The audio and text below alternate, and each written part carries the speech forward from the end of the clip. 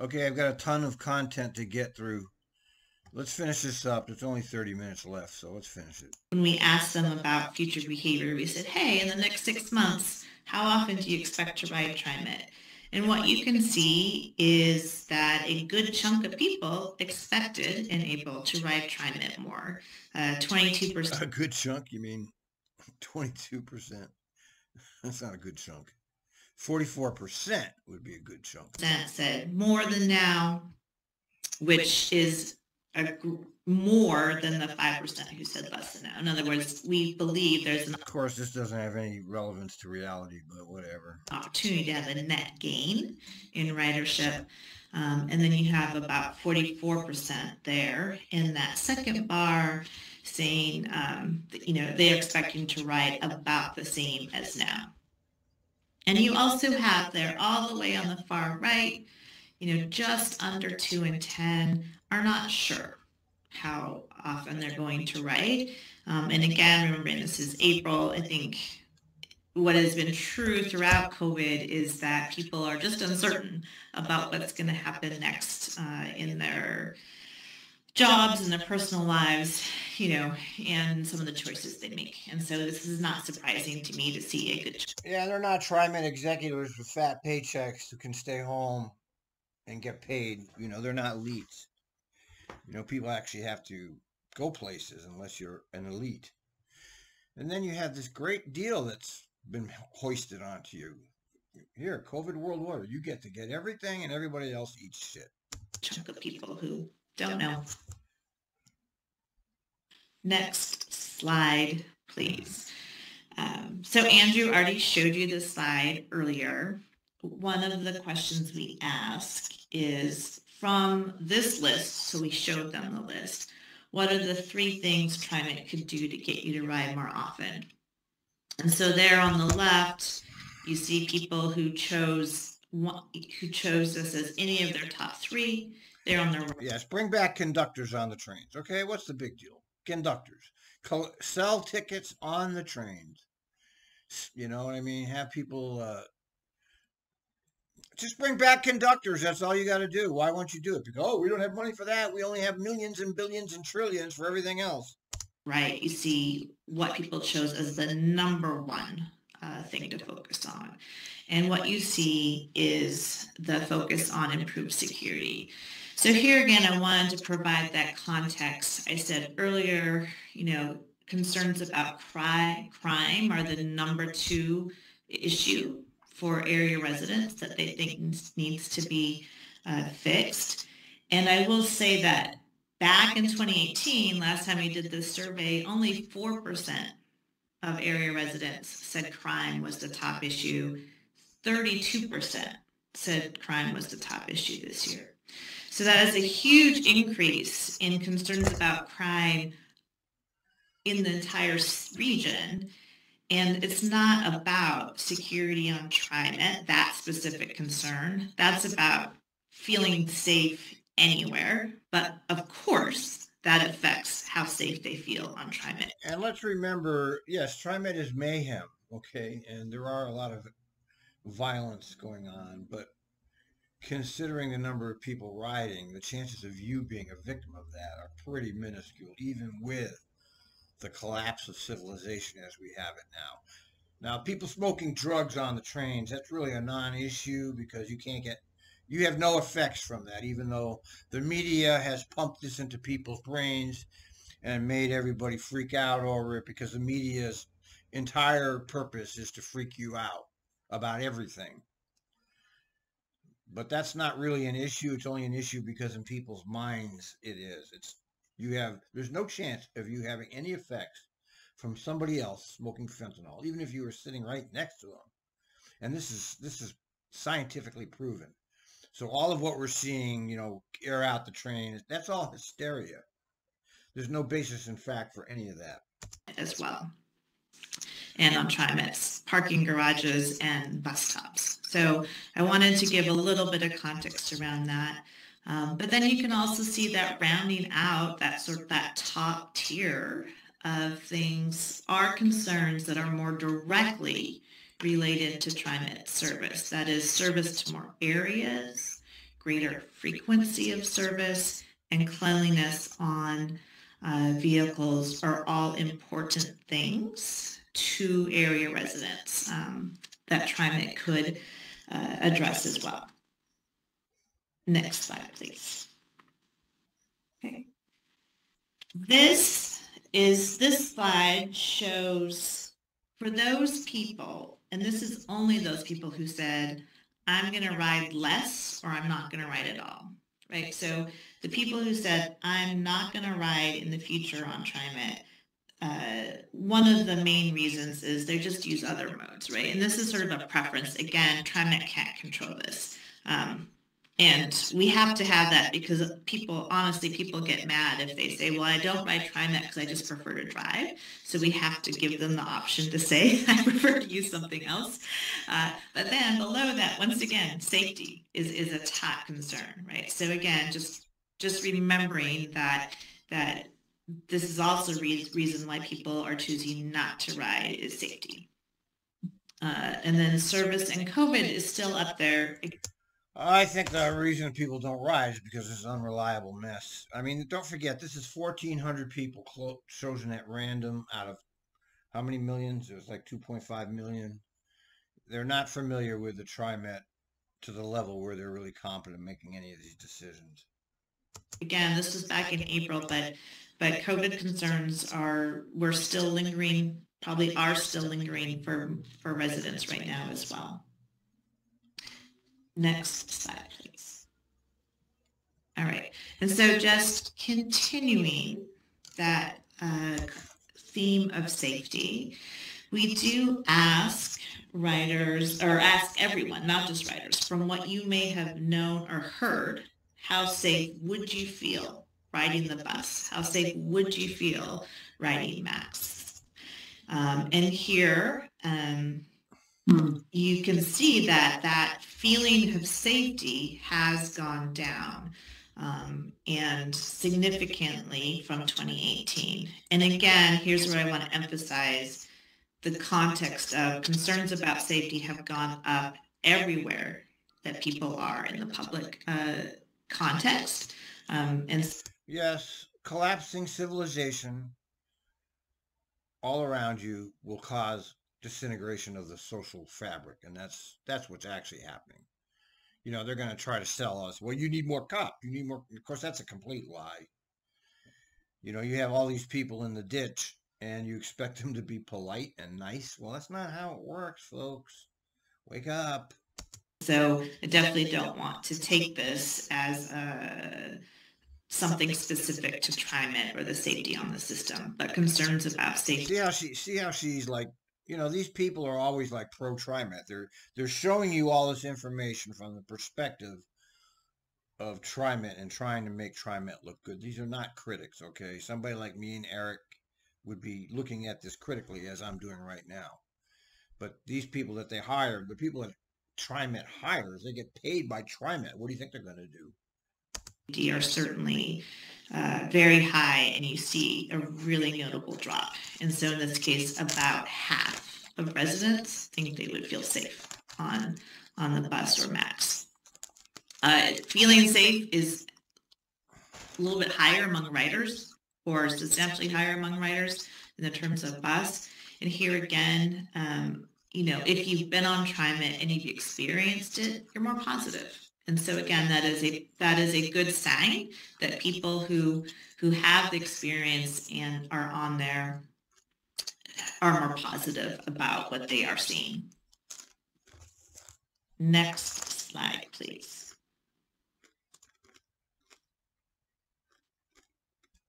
Thank you. And finally, just to kind of wrap up what we're presenting today, we do ask people, the residents, how they feel about some of the initiatives. And this year, one of the initiatives we focused on were TriMet plans to purchase more electric buses to become a zero emissions bus fleet by 2040. And we just ask people whether they approve or disapprove of this initiative. And you can see, again, a resounding approval. The residents, the public here in Portland supports that initiative, and has continued to do so since 2018. There are a lot more results that we're not going to go through today. You will be getting that. I'm certainly happy to answer questions today. And also, as you go through the fuller report, I am available to answer questions. And JC can help get those questions to me in the future. Thank you, Michelle. Do board members have questions or comments? Director Baumann. This would be good. Real quickly, as I read through the report that was applied to board members, when folks, the survey was done in April, is that right? Yeah. April. And I may have missed it, but I didn't see respondents saying that they were switching or they might switch to transit because the price of gas has gone up so much. Yeah, where's that? Do you recall whether that came up? I don't believe we saw that yet in April. Certainly, I would expect to see more about that now, frankly. Historically, when we ask people what's important to them, and we do ask this in the survey about what might drive them, saving money or the cost of gas is a driver, and it's a little bit more so for younger people or lower income people than it might be for people with higher incomes. But yes, it is a driver of riding TriMet. Okay, thank you. Yeah, I thought maybe because it was done in April, maybe that's why it didn't come up. Very much so. And Director Baumann, too, I would just note that anecdotally, we have heard that people have begun riding TriMet more because of the cost of gas, but we don't have the survey results. Other board members with questions or comments? Okay, yes. Thank you, Michelle. I don't see any more questions at this point, but this is really informative information and tends to bear out some of our obvious awareness and concerns and things that we're working to try to resolve. So thank you so very much. Next, we're going to move on to our last presentation briefing this morning, and it is from the Director of Business Planning and Asset Management, Alan Lehto. And he will give us an update on the business plan looking at accomplishments from this past year. Alan? Great. Thank you, President Simmons and members. Alan Lehto. I like this guy. He's very organized. He's very good at what he's doing. The board. I know this has been kind of a long briefing, so I'm going to try to live up to the brief part of that name. There's a fairly substantial presentation which you have in your materials and you'll have as reference. What I'm going to do is just talk through this and give you the highlights. And for context, the business plan, as you know, we brought the final business plan for FY23 to you in April, and we affirmed that, and that became our business plan that we're working on right now. But as part of the annual business cycle, we take a look back and see how did we do in the past fiscal year. And it takes just a little bit of time to make sure we've got our measures correct. But by about this time, so at the August board meeting, we have everything down. And so this is a presentation about accomplishments and measures looking back at the past year. And that sets us up as a springboard towards some additional conversations later in this year about setting up sort of strategic focus for working on next year's plan. I see Director Baumann has a hand up. Was there a question already? Or? Sorry, just hadn't lowered my hand. Apologies. No problem at all. So I will go ahead and begin. If you could go to the next slide. So always with the business plan, we are driven by the purpose of TriMet, what we're trying to do for the benefit of our community and our riders, to support our economy and provide equitable opportunity, to ease congestion in the region, to provide mobility for those with few options, to help shape the future of our region with our services and our projects, and to reduce emissions and support environmental sustainability. Next slide. And in order to do that with open eyes and objectively, we have, in addition to the pyramid that you're all used to seeing with the goals, we take a look at, and I'm sorry, this is a PDF. If it were a PowerPoint, it would be going section by section. But basically, we have these objectives, such as 4B, provide reliable performance, which helps support how we provide those goals. And then key strategic actions that are the actions we take to move towards those objectives and goals. And that little number sign represents the metrics that we look at. Look at this. Look at this chart, man. He's got an arrow going up, arrow going over that way, arrow going down. This is some great bureaucracy you got here, Alan. And we look at those to see what our progress is. And we try to learn from those metrics. Not everything goes perfectly. And when we learn from those, then maybe we consider adjusting key strategic actions or even feedback into objectives and better understand our goals. And so we're trying to constantly learn from this year to year. Next. So first, before I get into the number metrics, there are a number of accomplishments. I'm not going to read all of these, but a number of accomplishments that we've made at the FY22 business plan. Even though each business plan is a 5-year plan, obviously the first year is the best developed and the one that we pay the most attention to. And a number of the items, while we may not have finished them because they have ongoing work, there are a number of things that we did accomplish during FY22. And to just hit the highlights by goal here, or actually by priority here, under safe service, de-escalation training for our operators and our field staff, and microaggression. Doesn't seem like some of the operators that have gone through that training are able to implement that training. Training helps ensure that we are adding to safety along the lines that Andrew was telling you earlier, and adding to inclusion and just a sense of comfort for our own employees as well. And then, of course, we have the customer safety supervisors and the safety response team out and active. Yeah, we don't know. We're not sure. One of these groups, the safety response team. Oh, yeah. Okay. It says right here. These are contracted. That's not TriMet employees. They have a profit motive in there. This is one of the biggest problems with our government today, is that they privatized everything when everything should be in-house. And that's led to part of the reasons that everything has been destroyed. Adding to that safety on the system as well. In terms of moving towards increasing ridership, the Forward Together service plan continues. Forward Together. We have the Forward Together means we're cutting your fucking service and we're using a cute little name to pretend that we're going to move forward. The fact is, Forward Together is the dismantling of your transit system as you know it. That's what Forward Together is. They're cutting your service, and they gave it this name to deceive you. Once again, I must point out that everything government does is a lie. They lie to you about everything.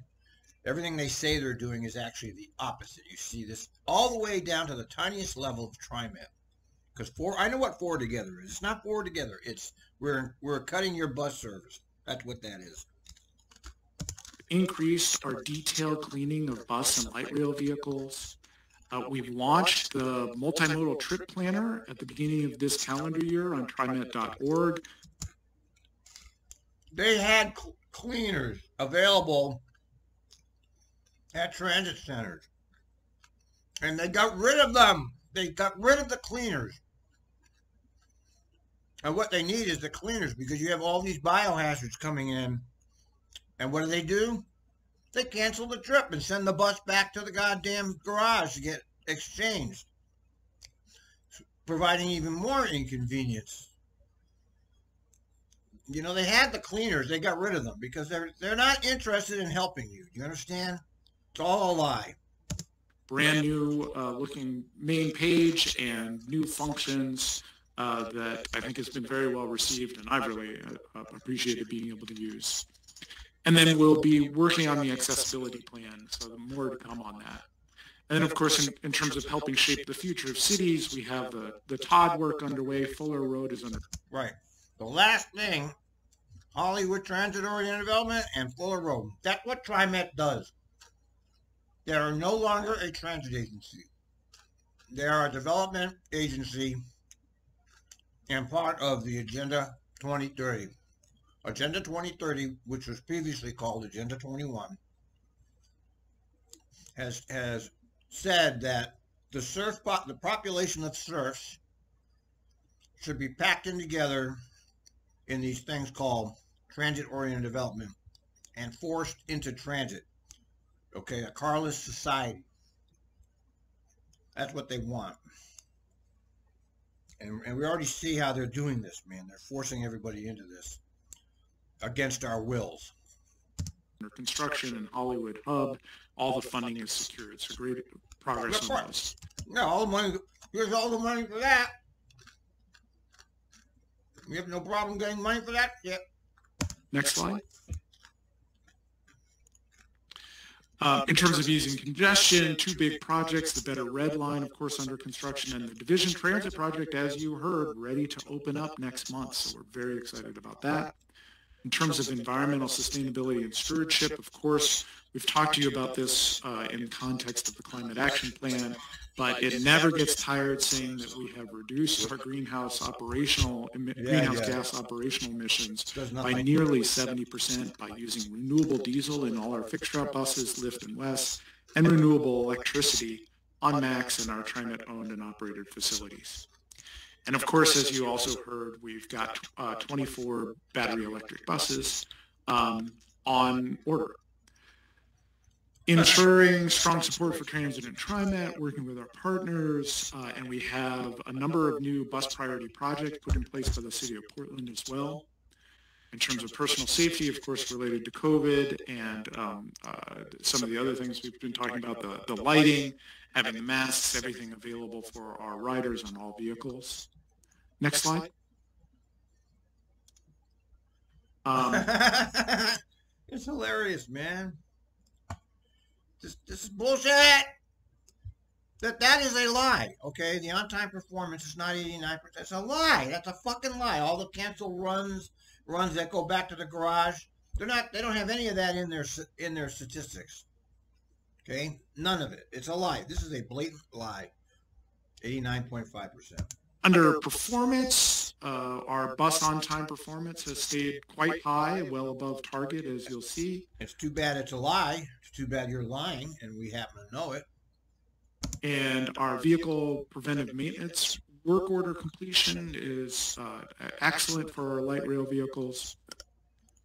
And we've been doing some work on IT. IT strategic governance? What is that supposed to mean? Enhanced for improving IT systems and addressing technical debt? What the fuck does that mean? Strategic governance, of course, because everything runs on software now. Yeah, and your goddamn system is a joke. You're not the leader in technology. You're the loser in technology. Millions and millions of dollars spent on that, and it's shit. In terms of higher capacity bus services, of course, the Division Transit Project, we also have some planning underway for other corridors such as TV Highway. Yeah, more capital. And in terms of MAX infrastructure, the Red Line construction, which I already mentioned, but also the Lloyd District switch replacement, which was a huge effort earlier this year. Just keep doing work. It doesn't help anything. All the work they've done over the years, and MAX is still, they say it's like 95%, but we know it's lies. They're lying. You know how they do the MAX statistics, right? When a train is really late, they just switch it to being another train schedule. They just switch it to be, or they turn it back. They just skip runs, just like bus. Next slide. And then in terms of turning internally, investing wisely in people, we have an enhanced onboarding experience for new hires. What? We had that innovative recruiting event and hiring incentives, which has really turned around our operator shortage, which you are well aware of, we now have full training classes, which is excellent to see. So very hopeful in the future. Yeah, 26 at a time, which is not enough. So it would take over a year. They can't even fill the staff. First of all, they have no intention of bringing back the service as it was. So they're not going to tell you that, but I already know it. And second of all, 26 per class, and each class is like 7 weeks. That's not fast enough. You need more than one class. Of course, we were able to present to you, and you adopted a fully balanced FY23 budget despite pressures. And then, of course, finally, in regard to fare, Hop Fast Pass accounted for 86% of our fixed route fares, and we reached 100 million taps during this past fiscal year, on Hop Fast Pass, and it just keeps going. Next slide. So overall, when I took a step back and looked at all of the actions that we had called for, many of them are, 2 or 3 or even 5-year actions. So we couldn't have completed them, but a number we did complete, and a number of others we made expected progress. On some, we made partial progress, and on a few, we had to defer or they're on hold. Things like expanding service because we simply didn't have enough operators to do so. But overall, very good progress on a lot of these items. And with that, with the next... Sorry, I'm distracted. We just bought a house. I got a house. I'll be back. It was not easy. Oh, there's another document. Slide. I'm going to focus to the metrics. So this is looking back at FY22, which ended at the end of June of 22. And you'll see there are a lot of numbers on here, and I'm not going to go through them all. In fact, I'm only even going to mention the ones that have been updated since we published the business plan that you saw in April. Not every measure gets updated every month. There just is not data available for them, so I'm only noting those that we updated. Quickly, in the graphics of this presentation, you'll see if it's a green star, that means we're meeting our target. If it's a yellow triangle, that means we're close but not quite there. And if it's a red octagon, that means we're not meeting the target. So we really need to look at that more closely and figure out what else to do. If it's a filled in shape with a full color, then that's an updated number for this month. If it's hollow, then it's a number that you've already seen, and so I'm not going to talk about it today, but I did want to have it in there for your context and reference. Next slide. So this is in order of the goals and objectives. Okay, sorry, I bought a house just now, so I'm very distracted. I'm signing papers.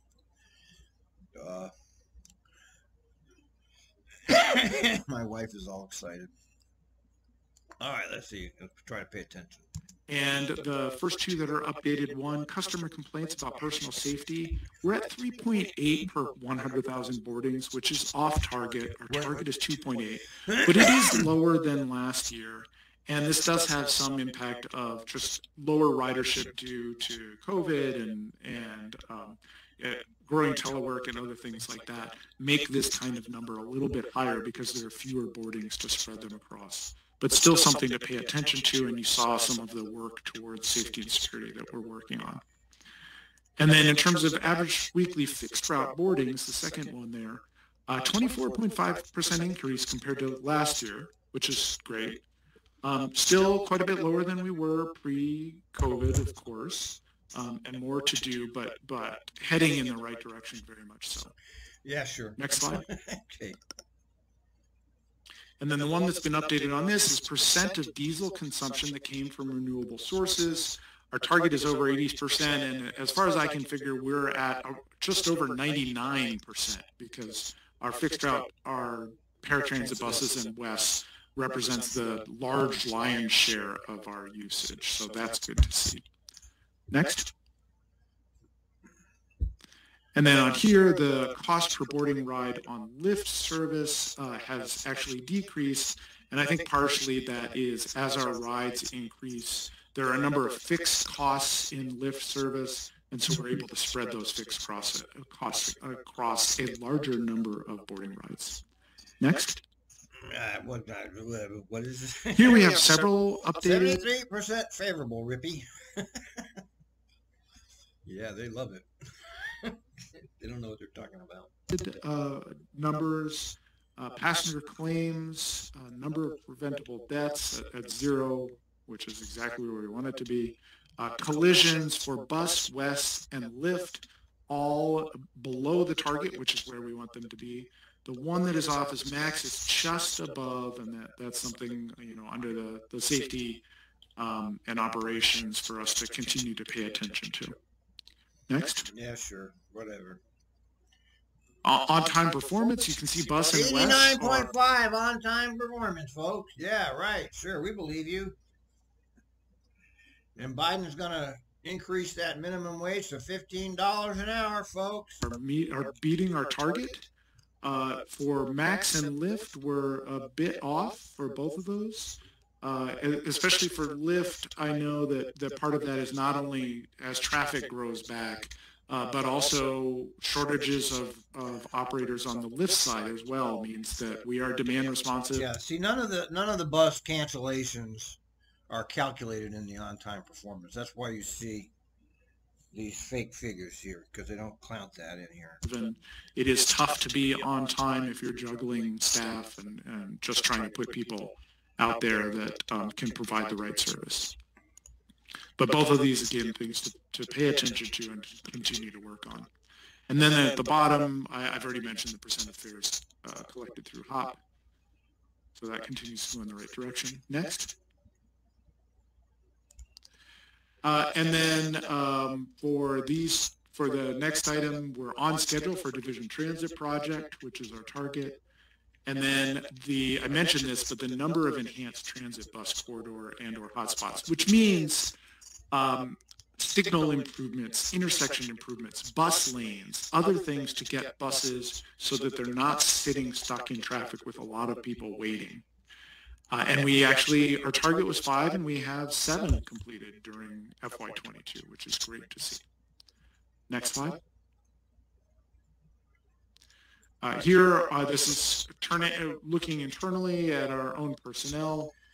Okay, so 5.3% turnover. That seems pretty low. TriMet is where diverse and talented people want to come, stay, and thrive. Yeah, they're going to thrive. You're going to be great thriving at the bus level. Our turnover percentage, it's not bad. Which a target of no more than 5%. We're a bit over that. I will say this percentage is much better than it was 4, 5, 6 months ago. We'd still like to improve this, but so we're a bit off target, but it is much better than it would have been had I been reporting this in December. And then percent of non-union employees within their predicted compensation range, which is a mouthful, but really it means that are we paying a fair, equitable wage as expected to each of the non-union employees? And this focuses on non-union because union are covered by the contract. And I'm happy to say we're at 95%, which is well above target, and probably about as high as we could ever expect. Percent of non-union. They finally percent of non-union employees with their compensation. Yeah, so they've been raising their salaries consistently because they're underpaid, as you know, by the market, the fake market that's created by themselves. They create their market and then they say it's market. It's quite a little scam they get going. Shift and things change. It's unlikely that we would hit 100%. Next.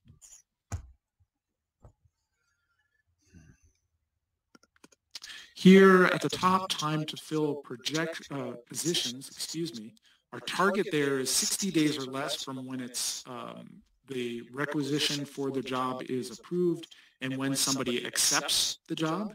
And I'm happy to say we're at 56, so under the target, and that's good news.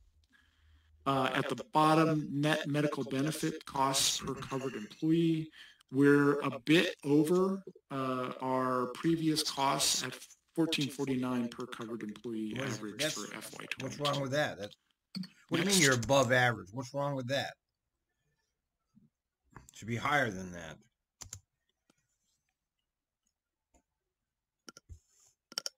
And here I think, the last slide, focusing on the ones on the bottom where the numbers have been updated. So for fare recovery, where our target is 25%, and we know right now, given our ridership picture, that we're not going to be there. We were at 10.7% for the average across FY22. So that is something for us to continue. Obviously, as our they have never been 25% fare recovery. Never. They've never been 25%. As long as I've been involved, I don't know what the past history, going back to the 70s and 80s was, but not in my time. Our ridership grows, that will change, but there are multiple factors that go into that, and so that's something for us to continue to focus on. Our operating cost per vehicle hour for bus and MAX, actually the bus increased somewhat, MAX actually decreased slightly. They're both, though, below inflation, so that is meeting our target. And then WES and Lyft is up. Inflation, it was at the end of FY22 was actually at 8 point something, so Lyft was just above inflation. WES was significantly above inflation, so that is also something for us to pay attention to. Yeah, well, you're going to pay attention to it, but you're not going to do anything about it. WES should have been scrapped years ago, but they're not going to because the criminals in charge of TriMet signed a 50-year contract to lock the public into this white elephant. What else we can do to adjust that in the long run. Next slide. So that concludes the measures. Just a reminder on our annual plan process, the 5-year plan. We are in August there, where I've just reported the end of fiscal year results to you. And then we begin discussion and confirmation of our strategic priorities in the next few months at various board meetings. And then we're really, because we're trying to make sure that the business plan lines up with the budget, so that when we have the final business plan, the initial proposed budget is coming out at the same time. That means that I need to be drafting the elements in December, so I need guidance for that before that. So that's why we're looking at the strategic conversations during the fall, drafting in December and into January, bringing a draft to the board and the public in January, having the comment period during February, and then finalizing, this is for FY24, so starting in July of 2023, finalizing the business plan and bringing it to the March board meeting. I think there's one more slide. So looking forward, just specifically at the September 28th board meeting, I'll expect to be bringing you some information on strategic priorities and ask for a little discussion.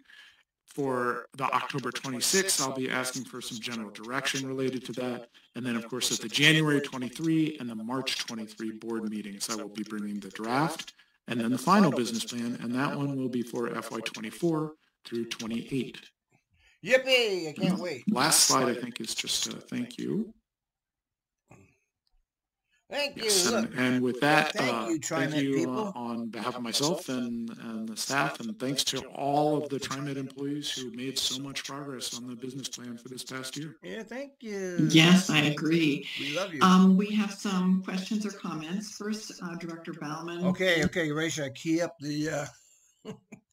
Let's key up the cheerleading song, because we know what's going to happen here, don't we?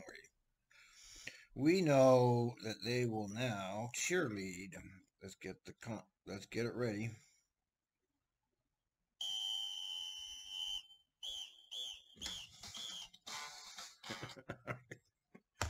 Let's see. Director Way and then Director Edwards. Thank you. I just wanted to acknowledge all the work that goes into the business plan, and Alan and you and all the team. All the team. Put so much effort into quantifying all of these important measures for our business. There's some challenges and some work we have to do, but there's also so many good results. And I guess one that jumped out at me was the HOP card usage, 86%. The New World Order, electronic payment. Yes, they're going to force everybody onto this, not just for TriMet, but for everything. That's where it's headed, folks. I think it was, and that's really just, to me, just incredible adoption of the technology in really a short period of time. So I wanted to pull that out and note it and say that that's just shows how effective the effort has been. But again, thank you. Thank you, Director Baumann. Director Edwards, then Director Way. I wanted to thank you too, Alan, for that presentation. That was a very good presentation. And I know it takes a lot to put all that data together and have it make sense. So thank you again for that. I had a question though, if we could go back to a slide in regards to healthcare costs. Oh. What is driving those healthcare costs? I think it may be. It's slide 17. Yes. And what is driving those costs? And I wondered about some of the coverage that we have, or do we have a wellness program that's that oftentimes. What do you mean what's driving the cost? You don't know the answer to that? It's the fucking blood-sucking insurance companies. The death cult insurance, you know? We're the only first world country that doesn't have a single-payer healthcare system. That's what's driving it. It's called stealing your money for profit, making money off you being sick. That's what's driving it, okay? That's the answer. To lower the healthcare costs. You're not gonna I think I'd like to follow up with you on some of the details on the drivers, because I'm definitely not the expert in this space. I'll note a couple of things. We have a wellness committee internally that does a lot of outreach and promotion of various wellness efforts to all TriMet employees. And so that's something that we do internally to reinforce that. There's also a relatively new program to manage chronic disease of diabetes, which is an important healthcare cost. And so we've definitely seen promotion of that and people joining a system where you can track your blood sugar levels automatically. And that should, I have great hope for that in the long run. But I'd like to come back to you with some additional detail, because I don't know. No, you don't need to do it. What's driving the cost is the parasitic insurance companies. That's the answer. Don't you know the answer? TriMet doesn't set these costs. They're charged these costs. I have all of it at the top of my head. Okay. Thank you very much. Yeah. Director Way? Thank you. I just want to echo Director Baumann's comments of just appreciation and thanks, Alan, for all of this information. And actually what Director Edwards just mentioned around the healthcare costs, this wasn't what my initial question was, but it just kind of spurred in my head that, we're going to be moving into a new building, right? Which is very exciting. Yeah, very exciting for you. And your goddamn bureaucracy just keeps growing out of control.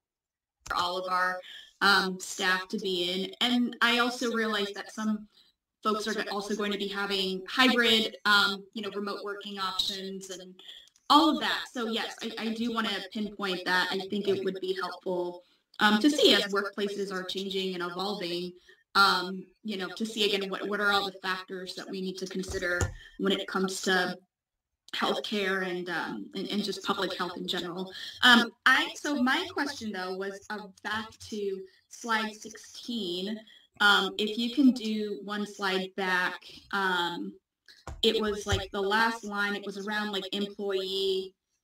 Yes, so it was around our affirmative action agency goals down at the bottom where we were still off target. Your affirmative action goals. If you can explain a little bit more about where specifically we need to improve on around, what do you mean? Around this area? Yes. Yeah, so I'm pulling it up in the business plan itself. This is a number that only gets calculated once a year, or maybe twice a year, but it has not been updated since the business plan was reported. So for gender, our target is 29.1%, and as of the data we had at the time the business plan was printed, we were at 25.3%, so 3 point something percent short. And the 29.1% is based on what is seen across the industry. So, you know, my hope someday is that our target will be 50% and our performance will be 50%. But this is a place where, you know, additional recruiting, especially in areas such as maintenance that has been traditionally more male, is going to take, you know, long-term work. For veterans, our target is 6.4%. The latest data I had, which is... See, they hire based on demographics. They don't hire qualifications. They don't hire people based on how good they can do the job. They hire based on demographics. And that's not a good thing. That is just not a good thing. I'm sorry. You should be hiring the best people you can find, not hiring them because they're a certain race or gender. White-old was 2.4%. We believe it's actually quite a bit higher than that, but nobody's required to report veteran status. And unless you are a relatively new hire, I don't believe we were even asking it if you go back far enough. So we're trying to update that information to understand where we really are. Right? And then for persons experiencing disability, our target is 7%. The old data we had is 1.4%. Again, we believe this is higher because nobody's required to report that, of course, and there are a lot of hidden disabilities. But again, efforts to continue to try and improve that, and we've done some things like there are employee resource groups internally, including one about persons living with disabilities, to provide support and just be you know, more inclusive and welcoming to people of all abilities. All right. Yeah. So hopefully that helps. Yeah, a little bit. I mean, you know, this kind of stood out to me in this particular slide, and it does give me some pause and concern that, you know, we need to work on this some more, right? This particular area of diversifying our workforce and making sure that we're intentional about recruiting and where we're recruiting from, our HR practices.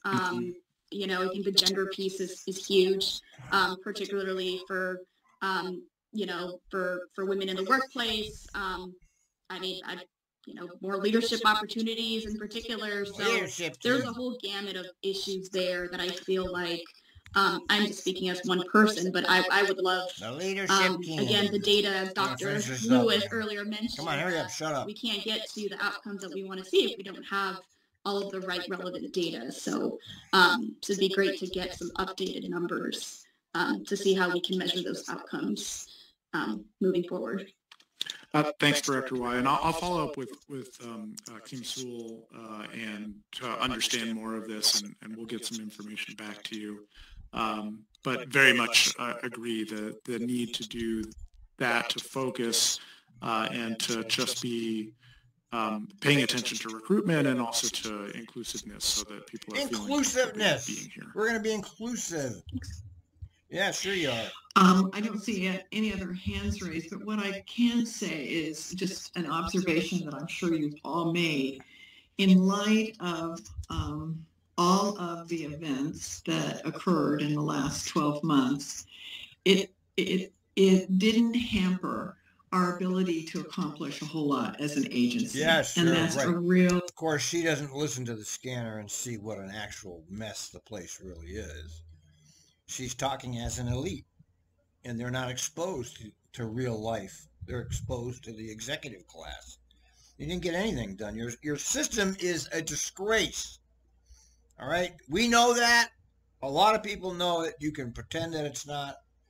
Just like Biden pretends there's no inflation. You can play that game, but we know better. Note of dedication to the staff, the general manager, everyone involved in, They're all great. You know, in driving this agency forward. Yes, there are some things that have had to maybe not proceed at the level that we had hoped for when we put this this plan in motion. But I'm just in awe of the accomplishments that have still occurred in light of what I consider many unusual disruptions that have occurred within the community, and the issues that the agencies faced. So thank you so much for that information. I think it helps us to have that summary and to reflect on the things that are good that are happening, and look forward to the development of the next plan. Thank you, President Simmons, and on behalf of all the TriMet employees who are working so hard towards this. Thank you. Yes.